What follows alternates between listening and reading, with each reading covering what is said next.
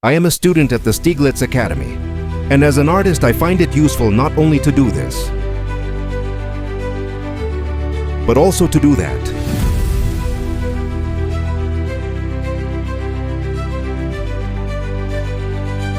No inspiration without nature.